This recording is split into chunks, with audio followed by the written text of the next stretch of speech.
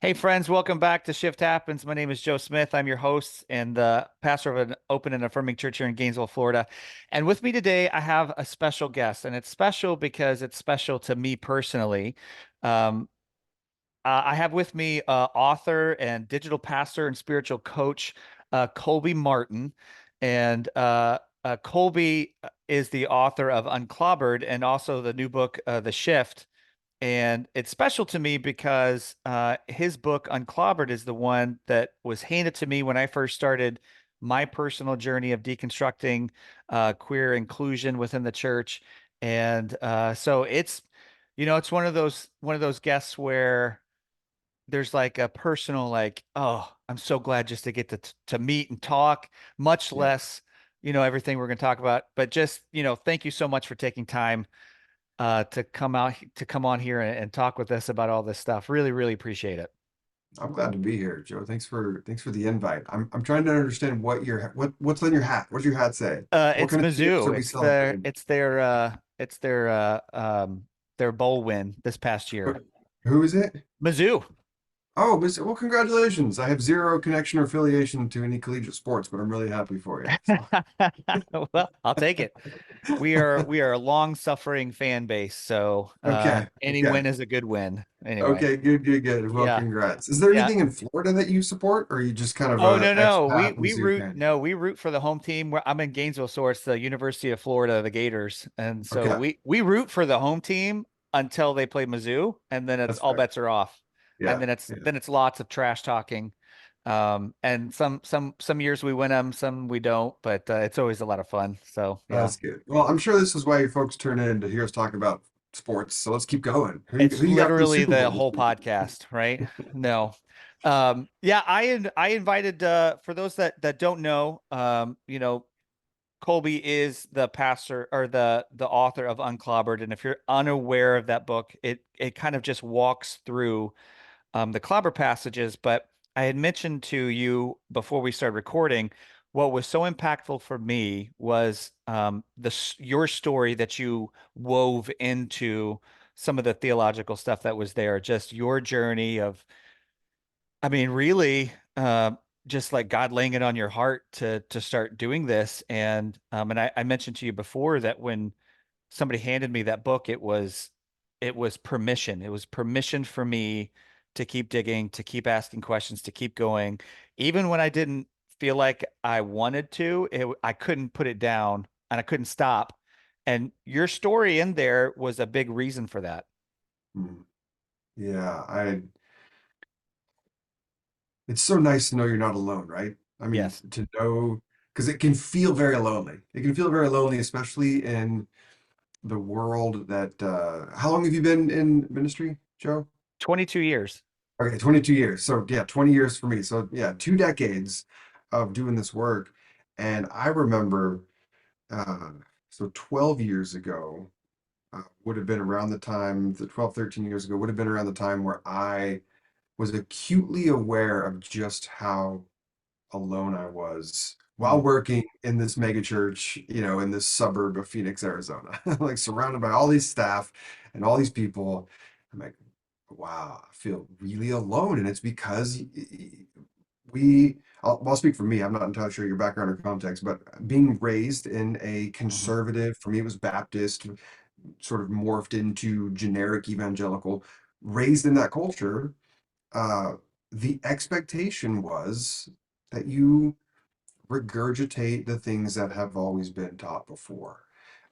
And if you wanted to change anything, you just change how you say it, right? Like you can change the way you do it, but not the what. Like you can be more hip and cool and relevant, but you got to keep the message the same. And so I can just remember when I began to audit is kind of the word that I use a lot. I tend to not use the term deconstruction just because maybe I just get it. Maybe it's my natural contrarian in me that the term's gotten so popular that I'm like, Oh because yeah. it wasn't around when I No. was doing deconstruction 12 years ago. Like there was no term for that. So um, anyway, I talk about it as like auditing. I was auditing my belief system, kind of going through somewhat systematically, somewhat jumping around at what piqued my curiosity most as I was looking at this collection of beliefs that had been handed me and then that I studied and trained in college and then perpetuated as a pastor thereafter, um, the loneliness of auditing that and realizing that where you were landing on some of these was placing you outside of the fold of evangelicalism. And I was in a context in Arizona where I knew that if I were to share some of that with my coworkers or the people that I pastored, uh, it would freak them out. Mm. It would freak them out. And I think part of that, I'd be curious your thoughts on this, why you think people freak out. My thought on this, Joe, is I think people freak out because for very good reason. Like I understand the freak out. I sympathize with the freak out. To use therapeutic speak, it makes sense. Like, yeah, Mm. that makes sense. Of course you would freak out because somewhere along the way, we, the church, uh, became convinced that the thing that matters most to God are our ideas in our head. I mean, think about that for just a second. That the creator of everything has decided that what matters most, the most important thing to me as the creator of everything, the divine, the source, the one in whom we live and move and have our being, the most important thing is what human beings think in their head. Where did that concept come from? Like I'm a father of four kids, and never once as a dad have I thought, you know what matters most to me? That my kids have the correct ideas about who I am and how I function in the world. Like, it's just, that doesn't really register. So anyway, so I think people freak out, and I'll throw this question back at you, why you think people get so anxious and worried and scared. I think they freak out because we've been convinced that we have to believe the right things about God. We got to lock onto that.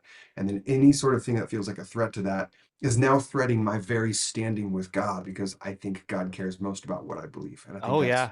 No, no, no. bonkers. I track with that big time. Yeah. We talk about that all the time that to me it is the height of just ludicrousy, I guess is the right word, where like you said, just the vastness of this universe that we live in and all of the complexity and creativity and the things that we're constantly discovering that we don't understand and yet uh our eternity or our status of being in or out is based on our understanding of the thing that did that, of the person or whatever language you want to use of the Uh-huh. that did all of that. Yeah. And yeah, I, but and like you said, it makes sense that you would believe that because when you're in the middle of it, when you're still in it, it makes perfect sense. Yeah. The moment, the moment that I started kind of stepping outside of those bounds a little bit, it all fell apart very quickly. Yeah. Um, I think probably within, when you were part of the whole, like, I like that word audit. I like that idea. Um, or like just kind of like taking it brick by brick and looking at Mhm. each Mhm. idea. The moment that I picked that one up and thought about it, even just critically at all, it was just like, wait a second. Yeah. What have I been teaching for 20 years? What have I been Yeah. telling Yeah. people? I like when you mentioned brick, it makes me think of an analogy that I often use as a Jenga tower, that our Yes. belief systems are a Jenga tower filled up with individual blocks of ideas and beliefs. And the auditing process is sort of taking out one of those blocks and getting curious about it, right? That there's a Jewish, concept of turning the gem and looking at all the different angles of ideas and interpretations on it. Because Hmm. unfortunately, our Christian history and tradition lost touch with our Jewish heritage, which the Jewish heritage would have been and is far more interested in curiosity and questions and having capacity for different ideas, right? They assume that any given text in the Bible would have multiple interpretations, and that's not a thing to be afraid of. Like we lost that somewhere in our transition from first century Jewish rabbi who just wanted to reform Judaism to Paul, the apostle to the Gentiles, who's then sort of, and I'm not blaming Paul. I'd love to get into Paul. I think the dude's great. But then it kind of took on a different identity. It Hmm. became somewhere along the way, Christianity became a religion of believe the right things instead of love your neighbor as yourself. And that shift, Yeah, that yeah. shift, which by the way, title of my second book is The Shift. So I'm assuming you're sending me royalty checks every time you drop the name of your podcast. 100%. It's in the Okay, great. mail. It's in the Okay, mail. I did move recently, so I'm sure they just That's probably I'm sure why. they get here. But yeah, so when you take out the Jenga block you audit it, you get curious, you ask questions of it, and sometimes you keep it. You put it back on the stack, but you might turn it, right? You might like when you put the Jenga, you put it on a little bit different. I'm gonna hold on to this, but it's gonna be different. And sometimes you're just like, I can't anymore with this one. I can't. I'm gonna toss it out. And if you do that enough times, you do realize you have less and less and less blocks in your tower. And maybe that's okay. Maybe the number of things that we are like really committing to as core commitments of belief, it can get real bloated. It can be like, the laws that get passed through Congress, just so bloated that it's meaningless at this point. And I think Hmm. some Christian denominations or traditions or whatever get so bloated with so many things that you have to think and do and be and look and feel that, like, wow, we have lost the central thing of Jesus saying, you know what matters most? Actually, here's a joke I often make. It's too late. I've already spoiled the joke, but I'll oftentimes when I'm speaking, I'll say, because I'll talk about how Jesus never told people what to believe per se. Like Hmm. he was not, if evangelical Christianity, how I was raised, was correct insofar as what matters most is that you have the right idea, then basically what we're saying is we need to be able to pass some kind of Mm. test, some sort of cosmic test, right? Some sort of final SAT where we're like, yes, the answer that I give is Jesus died for my sins and rose so that I can have self in my heart, blah, blah, blah. Right? If that's the case, then I think we need to be honest with the fact that Jesus was a terrible teacher. Mm. Terrible. Because he had one job to do: make sure that people got the right answer, make sure that people knew what the answer was so that they could pass the cosmic test. And yet the dude's out there talking confusing parables, like intentionally trying to get people thrown off the scent. And even Joe, when people get it right every once in a while, hey, who do people say that I am? Oh, some say you're Elijah from the dead, you're Baptist from the dead, whatever. Who do you say that I am? Peter says, I think you're the Christ, the Messiah. And Jesus says, yeah, you got it. But I think it's really cool that no person revealed this to you. You just sort of intuited it from within. But even more so, Jesus said, don't tell anyone. So when someone finally did get the answer right, Jesus is like, yeah, just keep it to yourself. Yeah. Um, so yeah, I think Jesus would be a really bad teacher if the point is to get people to believe the right things. All that to say, when I talk about that, I will say, I just wish, and a lot of these headaches could have been avoided. A lot of the complications of the modern church could have been avoided if somebody, when Jesus was alive, because we only got about 3 years, maybe give or take, of him doing stuff in public where people could ask him questions. I wish somebody would have taken advantage of that time to say, Jesus, what is the most important thing? What matters most? I wish somebody would have just asked him that, because then he could have told us. And of course he did. So it said, what's the most important thing? And he said, love God with all your heart, soul, Uh-huh. mind, strength. Love your neighbor as yourself. It's like, oh, we actually do have it on record what the most important thing is. And man, we have spun so far away from that narrative that it's absurd.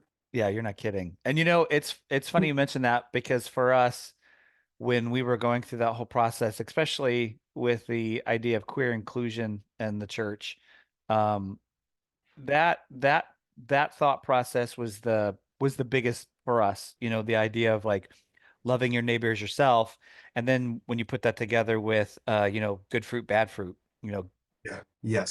good fruit grows only from good trees, and Yes. so it's like, well, but the way that we're loving our neighbor, specifically when it comes to our queer neighbors, if it's causing them to not want to be around anymore, then can it really be love? Because that's not good fruit, and that was a, I don't know even know what the word is. It was just like when we were talking through that and realized that it was just like, I I That's don't got to know. matter. Yeah, That's got to matter. I don't know how to get around that. I can't argue Yeah. around that. I can't, you know? So Yeah. yeah. But hey, let me ask you a question. I'm Yeah. curious. You mentioned, and of course, I've read your books and stuff. But I know that there's going to be some people that aren't from the church world that listen to this, and they may not be aware of you. Um, and I would love to just for a moment, what was, you're talking about 12, 13 years ago, you're in the middle of this mega church, you're a pastor in the mega church, which is, I can remember my background is the same. I grew up Baptist and then kind of went into this Christian church, which is non-denominational. And I was up in a church in St. Louis that wasn't a mega church when I was there, but we were very much in that, the culture, the mindset, because that was what we were trying to attain. You're That was the aspiring to be, yes. right. That was the ultimate goal. So, you're trying to create platforms and you're trying to get your stuff out there and all this stuff. And so all of that resonated with me deeply. I'm curious, what was it that was that first, domino? Because that's a queer inclusion. I mean, you're done. You like you said, you say that to your staff, your elders, your leaders, and it's like, okay, well, we either have to talk about this or we're going to move on.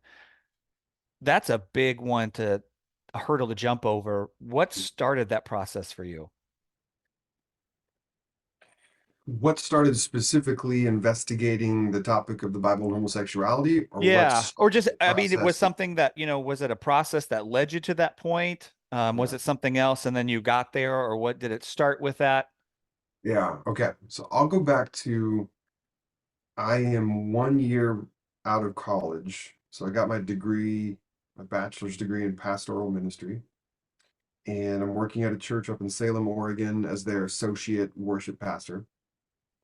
And my younger brother and his fiance want to get married and they want me to officiate, which means I got to get licensed so that I can marry them. So I began the process of getting licensed through the church I was working at, which was part of the Christian Missionary Alliance Okay. denomination, CMA. And it involved a couple things, some paperwork, obviously, and some essays and um, reading certain materials. And then there was a like an interview process with a panel, and usually that lasts, I think, like 30 or 40 minutes. And so I'm preparing for my interview panel, and in doing so, that requires that I familiarize myself with the policies and procedures manual of the denomination. I remember one afternoon, Joe, I'm on my lunch break and I'm walking through the church lobby, and I'm just kind of reading through the policies manual, and under this one section, I remember reading this one line. It said something to the effect of practicing homosexuals cannot be members of the church. And I remember the time thinking, well, what if they're not what if they're like really good at it? No, I'm just kidding. Okay. But I remember, What I'm if just they're kidding. Pause professional? for laughter. Yeah. And what if they're not practical? What if they're proficient at it? Yeah. Professionals. No, but my first thought was, man, that's weird. Like, I get at that time, I get it. It's a sin. It's not God's design. But this is our solution is that they can't even be members of the church. And it was the first time that I noticed this lack of alignment between my head and my heart. My head was sort of rooted in a kind of traditional theology of my evangelical heritage, but my heart suddenly felt in a different place of, oh, but that's how we, and I went on to read that they can't serve in certain capacities and volunteer here and volunteer there. And I just remember this ache in my heart. Like, this doesn't, something about this way of executing this theological idea did not feel right to me. But I didn't do anything about it other than just sit with the tension. And I got licensed barely. The interview went like 4 hours instead of the normal half hour. But I got licensed. You'll be happy to know I married my brother, and they're still married 19 years and going. So good for them. Then fast forward a couple years, and I'm in Arizona at the aforementioned church. And during that time, I had begun this process of auditing my faith. I had been reading books by N.T. Wright and Brian McLaren and Phyllis Tickle, some of these people who were Mhm. suggesting, well, I'm sorry, not suggesting, some of these people who were presenting the the the evidence of how diverse the Christian faith has always been. I had this kind of myopic view that there was Jesus and then Peter and then Paul and then just sort of skip forward and you have Baptist. And it's Yeah. like this Yeah. unbroken line. Like that's where the truth is.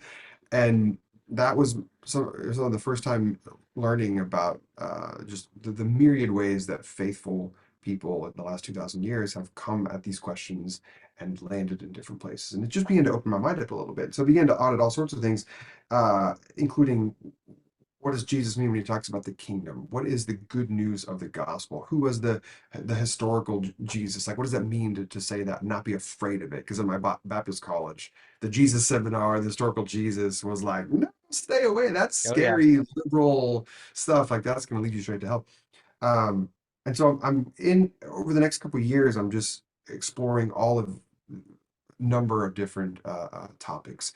And I can't even remember then at what point in about 2009 or 2010 I decided to come back and readdress this lack of alignment that I mentioned that I've just been sitting with for a couple of years. But at some point, I decided I had been living with that tension long enough, and this was a topic that I'd kind of set on the back shelf, maybe similar to you, hesitant to look at.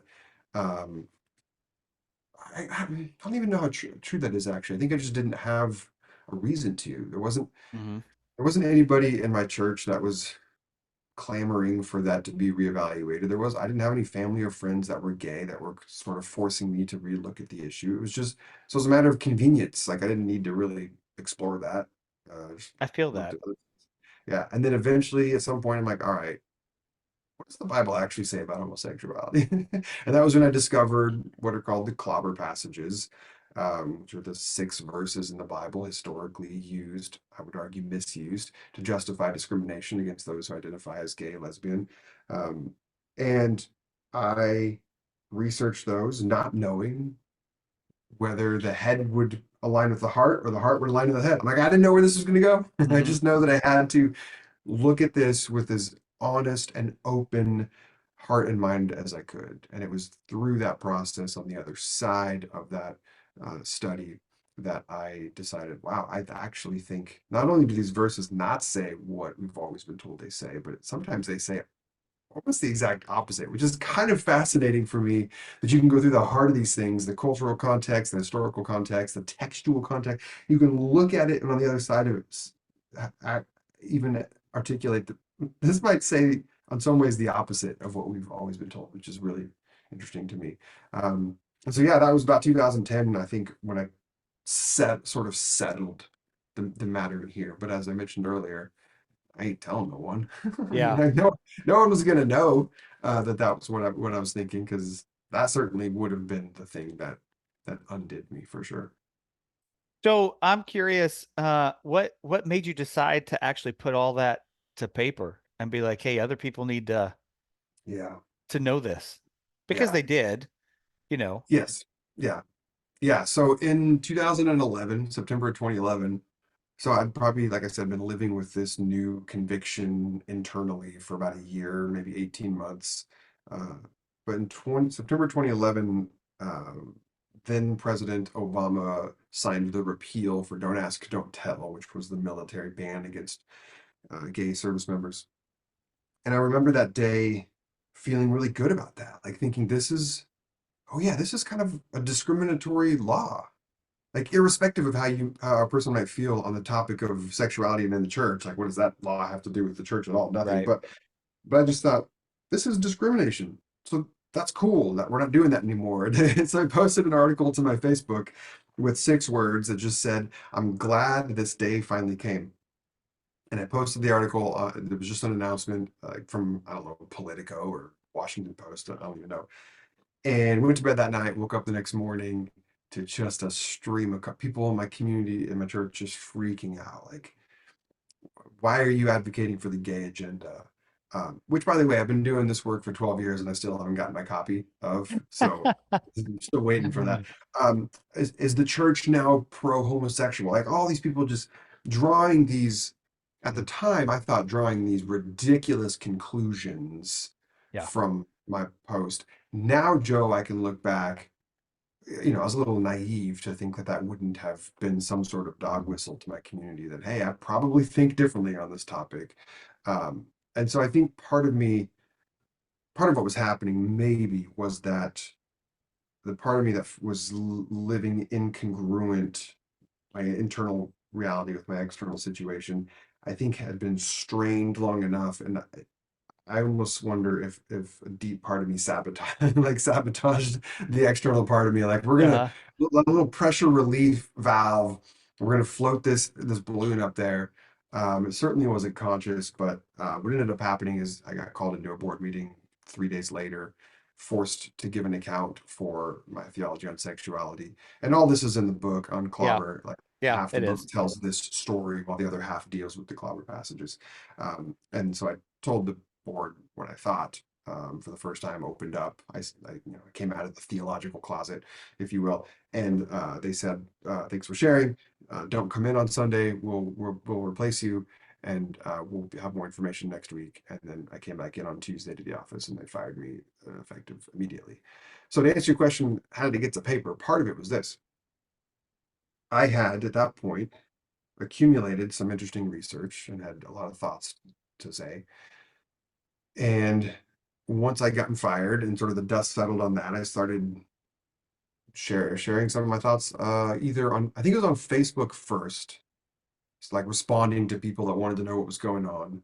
And then I realized that's not a real helpful platform. Like you can't say a whole lot in these comments. So then I moved to my blog back in the old school days Hmm. of WordPress, and I started to do a blog series on Sodom and Gomorrah. And then that got interrupted when we moved to San Diego to join a church there. And then while I was there, I turned all of my work into a teaching seminar for like a Wednesday night class. So that was the first time that I had everything sort of put together in paper, uh, documented. And then a couple years after that, I was presenting an idea at a conference, and an editor came up and said, "Hey, if you ever want to put that into a book, let me know." And that's how Unclobbered came to be. Because I'm like, yeah, I'd love to tell my story and put this into. So back in, when I wrote it in 2015 and came out in 2016, it feels weird to say now, but back then there wasn't a ton of resources on this topic. Like now it's ubiquitous. Like you can get all manner of stuff, and it's great. And I'm thrilled that there's so many. But back then, there wasn't a ton of resources on this topic in general. Hmm. Break it down into this topic insofar as it relates to kind of evangelical approach to Christianity, there was even less. And then go even further than that, there was very few resources from folks that represent the kind of identity markers that I represent, which is straight, man, evangelical background. And what actually, I'll just stop right there because you got to No, cut me and off, Joe. I'm a preacher, well, man. I just talk forever. no, no. Well, and I said this to you before. That was the biggest part of it because you were speaking my language, right? Like I grew up in the same spaces, worked in the same spaces, had the same identity, and was facing some of the same questions. And so it was just like, dude, I know this guy. I, we don't know each other, but I know this dude because like we're doing the same stuff just in different places, Yeah, yeah, so it was a big deal. And you're not wrong. There was almost nothing.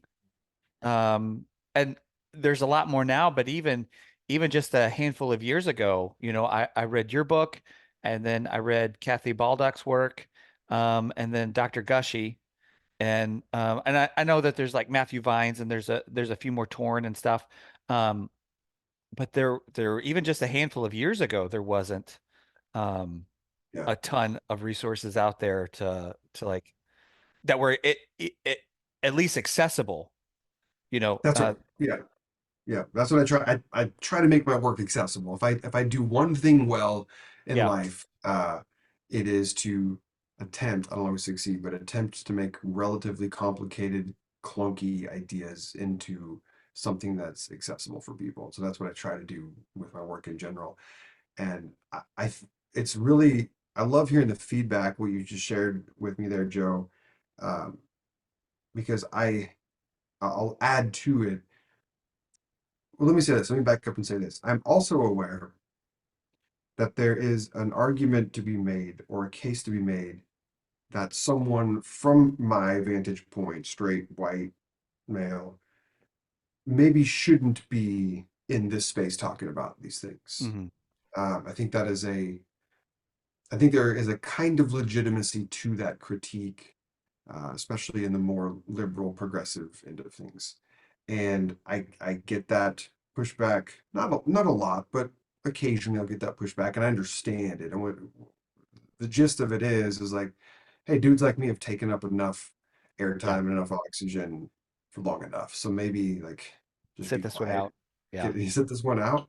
Um, and so what I've tried to do as the way to honor that, because I think there's legitimacy to that, is I've tried to in my work elevate and partner with and point to Hmm. and take voices that come from communities that have historically not been listened to, and I've tried to say here, like, let's pay attention. Here are these folks. But why I can't totally embrace that approach is because what I know is the feedback that I've gotten from doing this work for 10 years now, similar to what you said, is I know that, and this, I get most of this from those who identify as queer themselves. They'll say to me, they're like, no, Colby, you don't understand. I've read Matthew Vine's God and the Gay Christian. I've read Justin Lee's Torn. Both those guys are wonderful guys, and their books are fantastic. Like, I've read them, but because I know that the author themselves are gay, when the information hits me, it has a way of sort of swirling around and not really landing because I can't escape the thought that they're just saying what they want to say to justify themselves.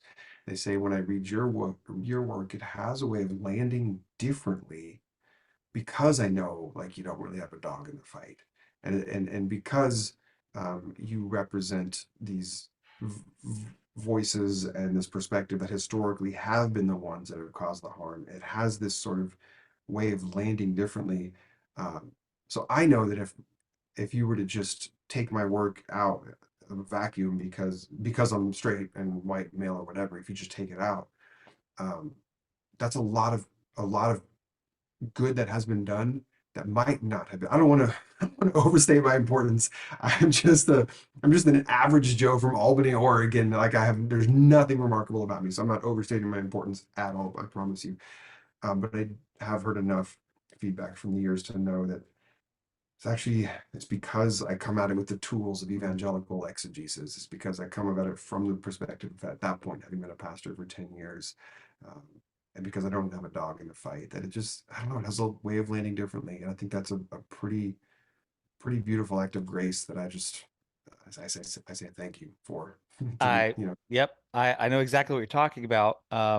Because here locally, and in the state of Florida, I've gotten to be a part of, yeah, I'm on the board of our local Pride Center, of the, North Central Florida Pride Center, and part of a group with Equality Florida. Equality Florida is our state's largest LGBTQ rights advocacy group, and there's a group called Parenting with Pride, and I'm part of the team behind that, and it is specifically because not me, like you said, right? It's not like they didn't go find. I'm gonna go find that dude with the super average name in Gainesville, Joe Smith, that guy right there.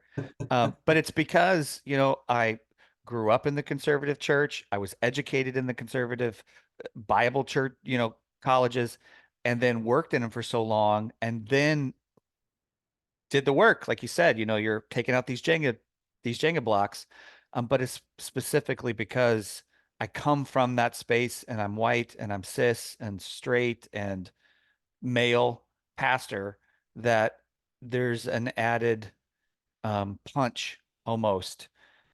Like when we met at the time of this recording, I just got back from Tallahassee last week, where we were there at speaking against some of the bills that are coming out that are being proposed right now, and being able to sit there and say, "Hey, not only am I a constituent, but I'm a Christian and I'm a pastor, and what you're doing is wrong." mm, You know, uh, I like you said, I don't have a dog in the race. Um, you're still wrong. And if you can't claim this over here and then do this over here, it lands differently. yeah, Not because of me or my words, but yeah, literally just because I come from where I come from, and yeah, it does. yeah, I feel like um it allows for the door to be opened, where for me it was a hallway.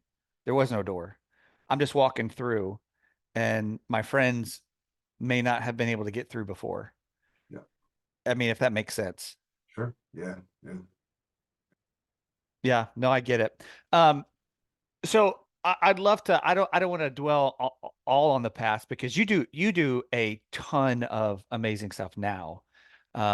You've kind of gone through a season, and kind of, I don't know if transform yourself or reinvent yourself. I don't know if those are the correct terms, but I mean, if anybody's really wants to know about you, they can go to your website and we'll link that in the show notes for when people are listening to this, colbymartinonline.com.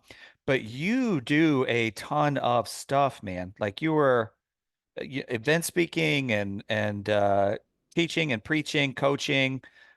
You've got and you've had this before, but your online courses that are fantastic that people can walk through. Your new book, The Shift, talking about like moving out of where we came from and navigating to where we're heading. I'd love to hear about some of that stuff. I mean, because this is all good fruit. This is all Yeah. like beauty, right? And I'd love to focus on that a little bit. Thanks, Joe. Yeah, I last year, so 2023, I got to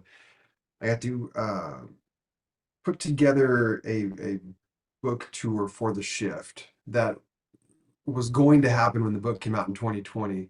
But it came out in April of 2020. So the Yeah. whole Good luck. Yeah. yeah, the coronavirus, as it Yeah. used to be known, sort of put a kibosh on that plan. So that book was, never really got off the ground because book launches have a pretty tight window of when anybody will pay attention to them, and once they're gone, it's kind of hard to reignite that because you got new books coming out all the time. So uh, whatever. My point is when that tour got canceled in 2020, and then when the church that we founded in San Diego in 2014, we closed that at the end of 2022 after an almost 9 year uber successful 9 years, right? Like we're trained and conditioned in our culture to see the end of something as a failure. And I just think that's absurd because everything ends. Like, have you ever heard of impermanence? Like Yeah. Yeah. nothing lasts forever. So what are we saying? Everything's a failure? No, that's absurd. Um, Sometimes things just end, and so we ended the church ultimately because when we tried to come back after the pandemic and shift back from a virtual to an in-person community, it would have been akin to starting over. And after 20 years in ministry, it just wasn't ready to start over again in that sense. Like it's just let's let this thing Uh-huh. end and it's beautiful. Um, my point in saying that is last year I realized for the first time in 2 decades, my Sundays were wide open. Like I got nothing to do on Sundays. What do I do with my life? So I started to piece back together some of the tour dates that I had scheduled for the shift. And then as people saw that I was traveling, then it booked more and it booked more. So I ended up traveling to 22 or 23 different locations last year to talk about the shift, which is my attempt at creating a kind of survival guide for those who are moving away from conservative Christianity, or in some cases, sort of being kicked out of, and yet they want to stay anchored to the Hmm. Christian tradition. Like there's still a part of them that sees value and goodness in this story, and yet they know it has to be something that's more open, something that's more inclusive, something I use the term progressive.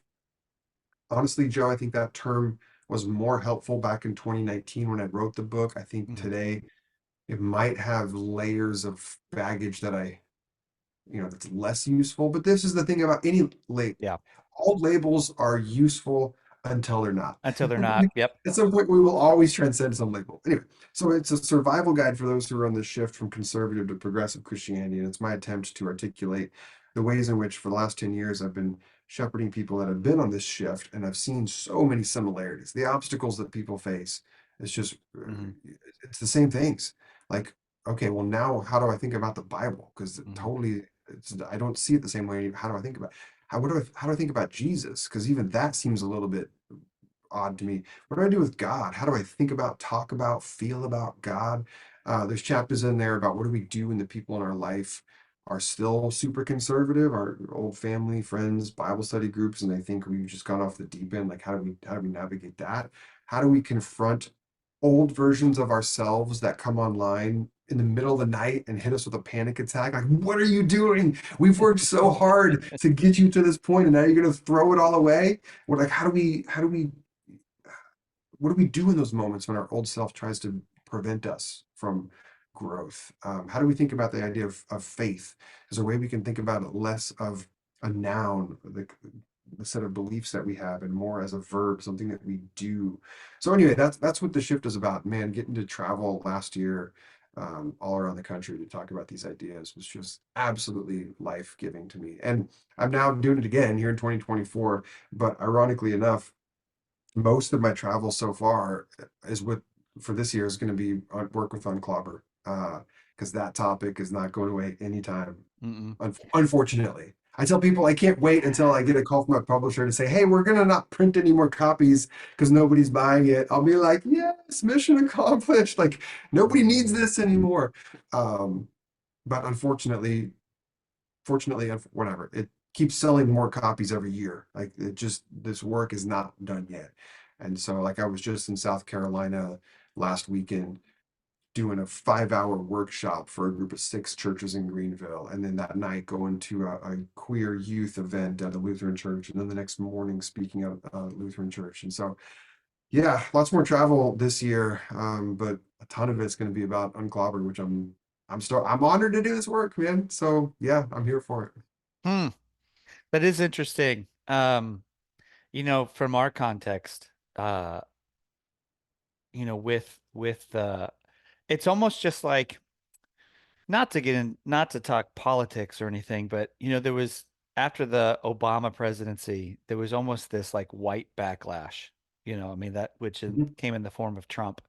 Um, and it feels like it's the same thing when it comes to this idea of queer inclusion in just culture, right? Just culture, where things that were 10 years ago, honestly, nobody batted an eye at. You know what I mean? I know within the church there were all these things, but like I'm just talking culturally.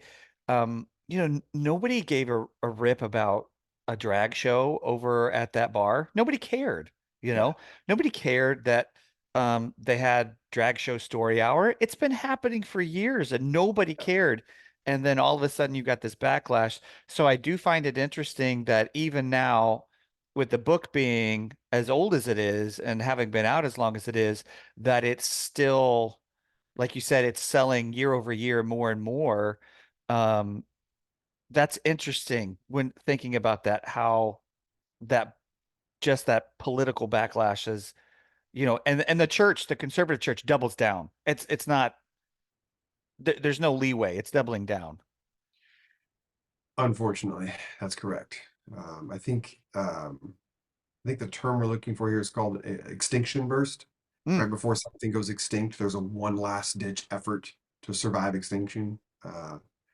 I think that's what we're experiencing is an extinction burst, which is kind of hopeful because if that's true, then it is leading to extinction of that kind of toxic theology in the church. But enduring it in the meantime, hmm. uh, I mean, enduring it for guys like you and me is like Right.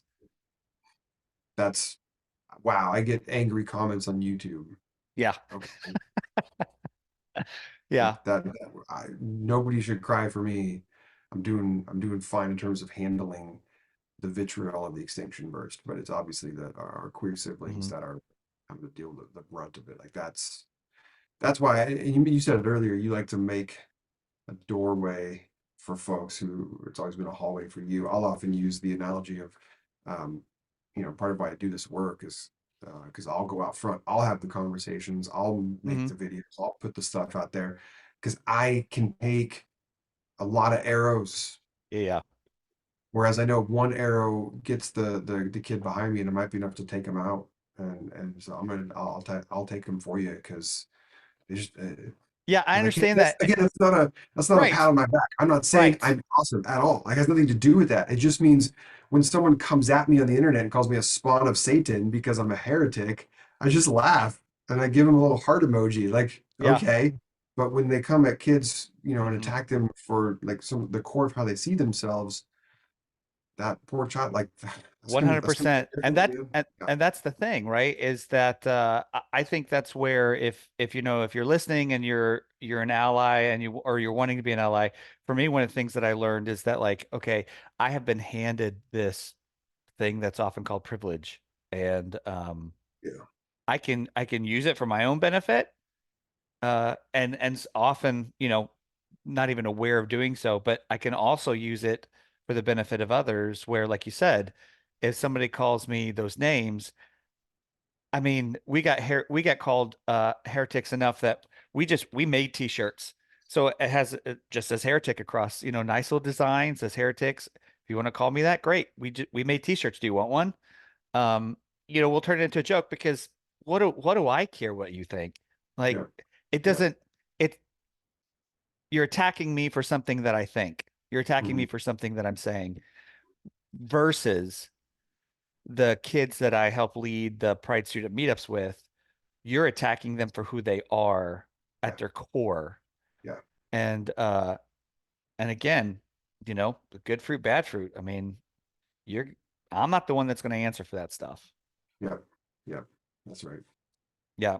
So on your tour stuff, I would love to I don't want to take up a ton of your time because we're coming kind of to the end of our hour, but I would love if like there's a particular story or maybe you met somebody and just like something really positive, I mean, where maybe they didn't know this.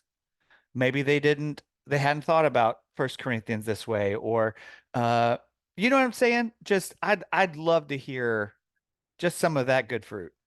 Yeah. Well, it's a great question. I'll just the most recent I mentioned I was in Greenville, South Carolina, and I'm doing this workshop um, where the workshops they're pretty intense. Like we spend 5, 6 hours, depending on how long the lunch break is, going through all of the material and great workbooks for people, and we have Q&As and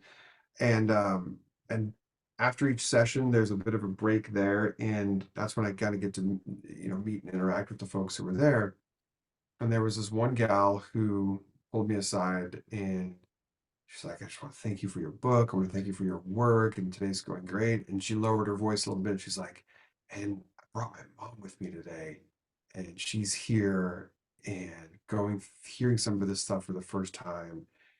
Just really, just really glad she's here. And I'm really hopeful. And the subtext being this person I was talking to, I was picking up on was lesbian and her mom probably not affirming, and yet her mom like accepted this invitation to give up 5 hours of her Saturday morning to come and hear this dude from San Diego, California talk about the Bible.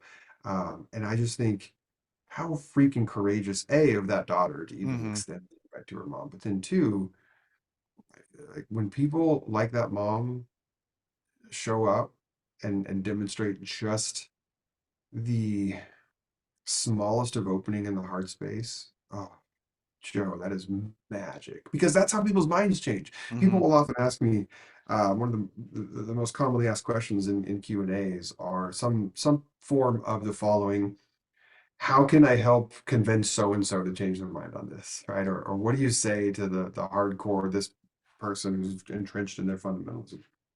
And generally, what I say is, um, you can't change anyone's mind. You can't. However, people's minds do change. Hmm. Obviously, like look around, look in the room, look at yourself. People's Right. minds do change, and you can't change anyone's mind. Uh, and then I go on to explain because how it works is what we know from behavioral science and psychology is that people don't develop their convictions from a blank slate of objectivity where they evaluate data and then draw a conclusion. That's not how people make decisions in life. They come to it with a gut feeling first. They feel their way into it, and then they use data and reasoning and logic to sort of support that or justify that. And so, what is often how that gets phrased in this context is the mind can't go where the heart is unwilling.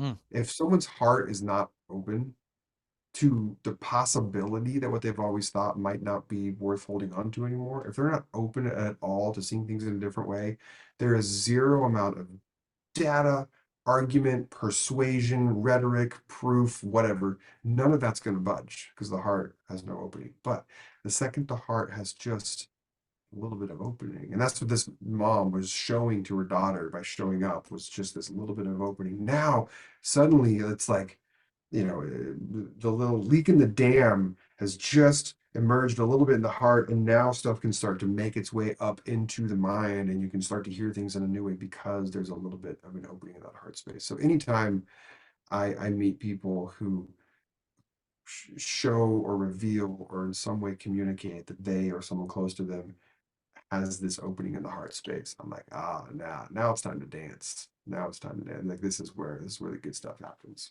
Well, that's awesome. That's an excellent story. It is cool to see. I mean, we work with a lot of students, so it's always cool to see when a parent or caregiver or whoever that person is for them, makes that first initial, step towards, love. Yeah. Um, yeah, that's really neat. That's a great story. I love that. Let me ask you this. I want to end with this. All right. Just kind of land the plane. Coming from all of the work that you do, you get to have this, really 10,000-foot view because you're all over the place. Last year you mentioned 23 or 24 different locations, meeting people from all over the country.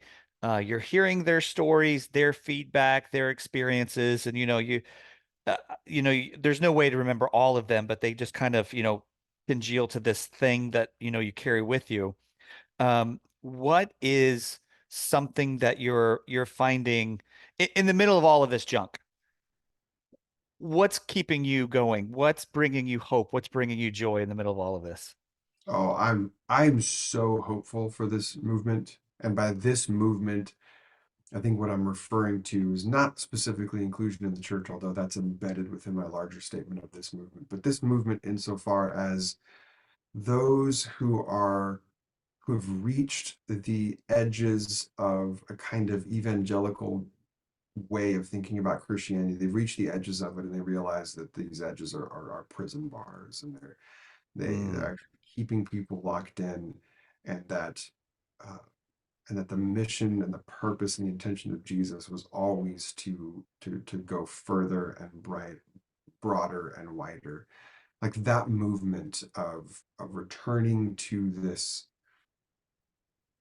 catalyst to love our neighbors, to love our enemies. Like that was supposed to have been radical, and now we've siloed ourselves from our enemies, and mm, we've created these echo chambers where we don't even know how to talk to people who think differently from us, let alone know how to love our enemies. Like that makes me real anxious, but being traveling all this last year and seeing how many people are committed to this call to love and to include and to grace. I think I was a little more skeptical in 2022. I was a little more pessimistic about the trajectory of, I'll say the trajectory of the church, but that makes mm. it sound like I mean buildings and bodies, and I don't really know what's going to happen with that. I'm kind of agnostic on that. Um, but I'm in terms of the movement of the people of God embodying the way of Jesus, man, I'm so hopeful for that. I'm so hopeful for that. Uh, and I That's love, personally good. yeah, I love that you said that, because for so many of us, we're just kind of where we are where we are, and sometimes it's hard to forget that other things are taking place over there or over there, over there, or even like what's happening here is also happening in those places, I mean, the positive, and Yes, and it's easy because and I hate to put it in this really binary way, but the other side for us here in the state of Florida, it's very much MAGA, sure, um, you know, sure. Christian nationalism. Um, it's easy to feel, ugh, it's just one more thing and one more thing and one more thing. And you forget that there's also, we're over here fighting, and then there's other people over here and they're fighting for this and they're fighting for this. And so that's a really, really good reminder that like you said, we mentioned it earlier, that we're not alone, that Mm. it is part of a broader thing that's happening. And yeah, that's a Keep really good going, dude. reminder. Keep going. The Yeah. harvest is plentiful and the laborers are still shockingly few, but keep going. It's good work. It's hard. It's a grind. It can be lonely. It's usually financially ruinous to do this work. That's Um, a podcast for another day.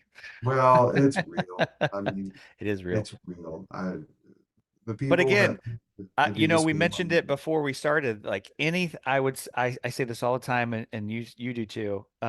Anything that we've lost, uh, what we've gained is worth Yeah, just so much yeah, more. yeah, yes. Just worth so I much count more. it all as loss, dear brethren. Oh, there you go. Right? It's Now you're preaching. yeah.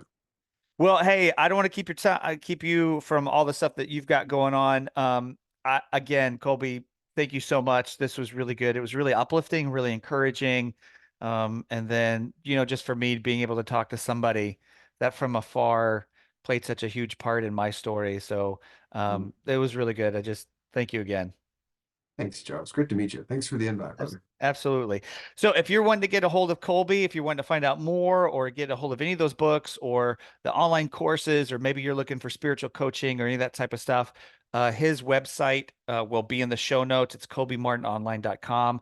And you can just click on that and you can go and you can find all of that. That was an awesome episode. Thanks again for your time and all the things that you shared, the encouragement and everything. I hope it was encouraging for everybody listening as it was for me. Yeah. Uh, click that show notes, get on that stuff, check out all of his stuff. Now you guys get out of here. Go love on some people.